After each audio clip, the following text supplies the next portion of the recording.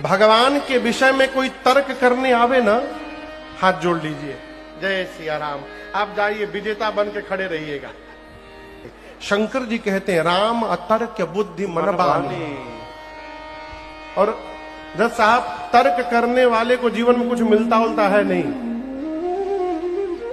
हमारे एक चाचा कहानी सुनाते हैं। एक लड़का ऑस्ट्रेलिया गया, मेलबोर्न, तर्क शास्त्र पढ़ने। पढ़कर वापस घर आया।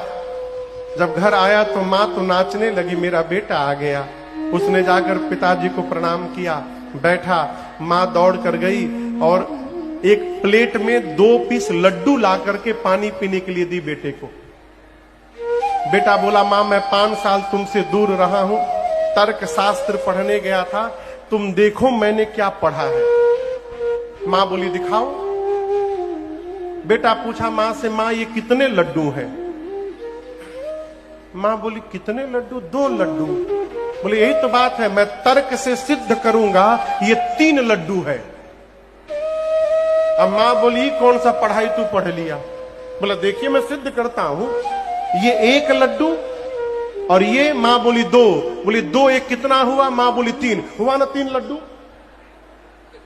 1 और 2, 1 2 कितना होता है? 3 लड्डू हुआ कि नहीं? माँ बोली बाबू 1 2 3 होता है लेकिन लड्डू तो 2 ही है। अब लड़का मानने को तैयार नहीं कि 3 लड्डू नहीं। माँ बोले 2 लड्डू। 5 मिनट ये बहस चला। पिताजी बगल में बैठे थे, उठकर आए, पत्नी को बोले भाग्यवान तुम गंवार की गंवार रह गई। बेटे का पीठ थपथपाए, शाबाश क्या अद्भुत पढ़ाई पढ़ाए मेरे बेटे ने, एकदम सही बोले, 3 लड्डू है।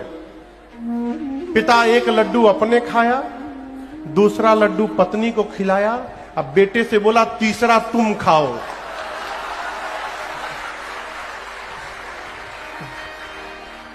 ये कथा कह रही है कि तर्क करने वाले को जीवन में हमेशा तीसरा लड्डू मिलता है।